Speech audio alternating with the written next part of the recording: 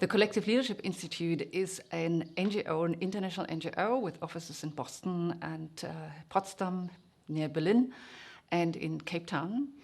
And it is an NGO or a social enterprise because the mission is to scale up collective leadership skills globally, but not by growing as an institution, but by disseminating the approach both in educational programs as well as digital in a way that many people can take it up.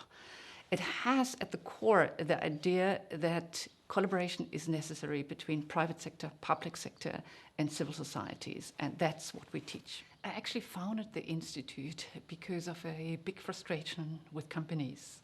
Because I ran leadership training for companies in about 2000, 2003 with somebody from the MIT in Boston. And I noticed that people were exposed to different kinds of leadership thoughts, were in the end leaving their companies instead of changing their companies. So I thought, wow, we need to do something about it. And I also discovered that actually the private sector needs to work together with the public sector and with the civil society. So the themes that are really also at the core of this conference were already emerging about 15 years ago. And the idea of collective leadership, apart from group leadership, also refers to a multi-stakeholder approach to leading. So you would help people to turn into change agents within the organizations instead of having people leave the organizations? Absolutely. So people, particularly today, already 15 years ago, but today even more, with climate crisis and climate emergency, etc. People actually need to be change agents in companies, and they need to transform their companies. We know this is not going to be easy. And we also know that the people in companies cannot really do this alone. We would even say one company cannot do this alone, because so many companies actually need a new level playing field in order to really go about the changes that are necessary, the transformations that are necessary. If you, for example, look at sustainable value chains, then companies compete on price, and they shouldn't compete on price anymore because the conditions need to be set in a different way. And that is something that can only reach in a collaboration with government sectors and also with civil society sectors. So leading collectively means transforming the world, but together with other sectors and other organizations. So in a nutshell, what does it mean to see leadership as a collective competence? I know this is, for many people who deal with leadership, strange in the beginning, because we have been so much trained, particularly with, I would say, American culture and where the term leadership is coming from, that we think leadership is definitely something that is a skill of an individual. And I'm saying, yes, it is. And it also is the capacity of a collective. So we need to bring out the leadership capacities in many more people so that they become change agents and that they take up not only the responsibility, but also their capacity to really shape a future in a different way.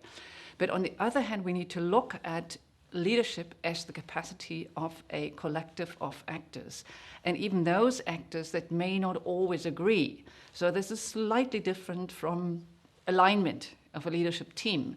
It is the acknowledgement of difference, it's the acknowledgement of different expertise, and maybe it's even the acknowledgement of the particularity, of a certain person.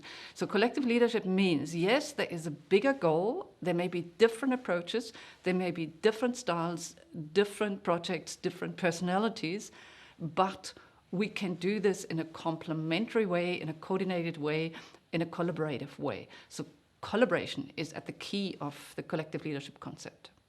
How do you teach collective leadership?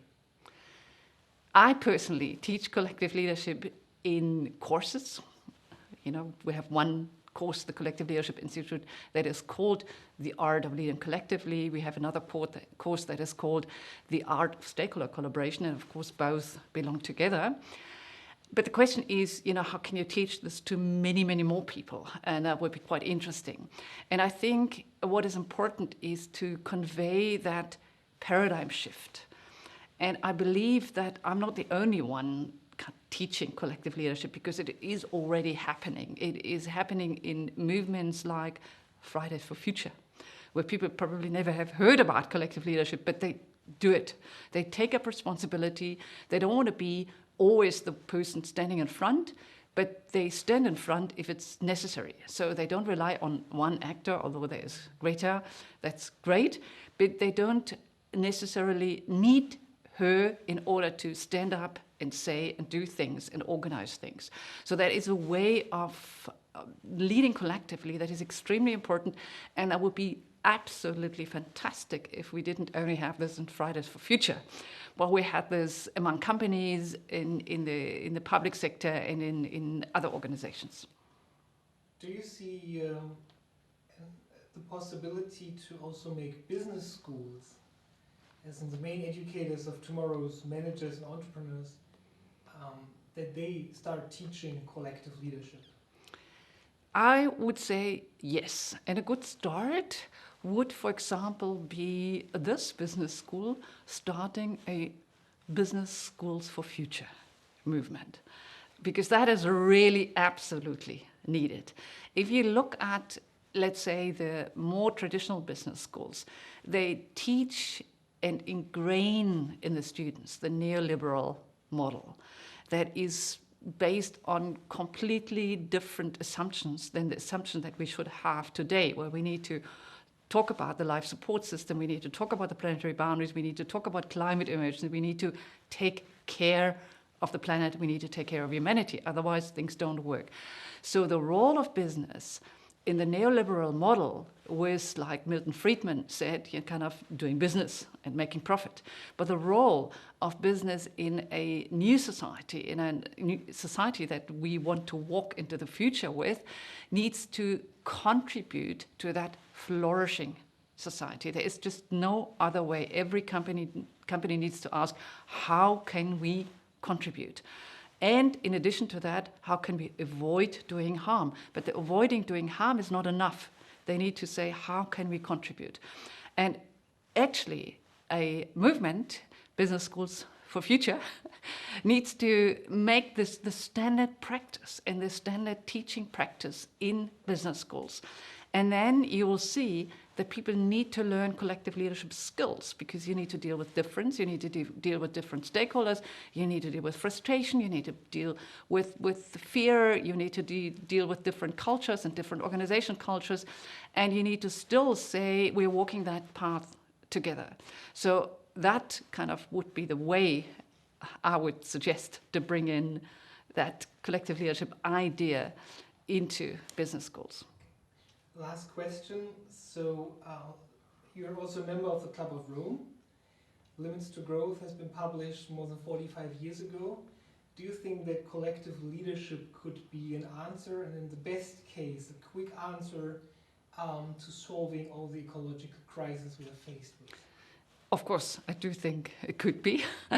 It could be in a way that if we look at the Limits to Growth report, then if we look at the details, some predictions may have been right and others wrong, but overall, the basic message of there are limits to growth, or there are limits to our typical growth paradigm, is still right. The interesting thing is that a report that was published about a couple of years later, that was called No Limits to Learning, is not at all known. And that's quite interesting, because that was at the heart of the founder of the Club of Rome, Aurelio Peccei, and he organized, interesting enough, a global learning process around this book. So there were like about 200, 250 people contributing to this book. And interesting enough, that never made it into the headlines. So I think it is time to pull this back and say we do have the insight that there are limits to growth, but we do also have the insights that there are no limits to learning. And if we look at collective leadership, the concept inherently thrives on the idea that people can learn faster, because you're good at collaborating, you're good at dialogue when you're a collective leader, you're looking to venture into the unknown, you're innovative, you always look for possibilities rather than just kind of saying, you know, we can't change things. And you connect to the common good, you connect to the whole, you connect to to your own humanity. So you make yourself count without having a big ego. So I do think the no limits to learning mentality and the collective leadership skills would work really well together. And interesting enough, we have now in the Club of Rome different initiatives that look at a new narrative of modernity, that look at how to actually get the climate emergency into emerging from emergency. So, kind of next step. And that looks at the finance system, and that looks at the economic system. And so it's all happening, and it's happening among a network of really brilliant people. And that is a kind of collective leadership that I see is necessary.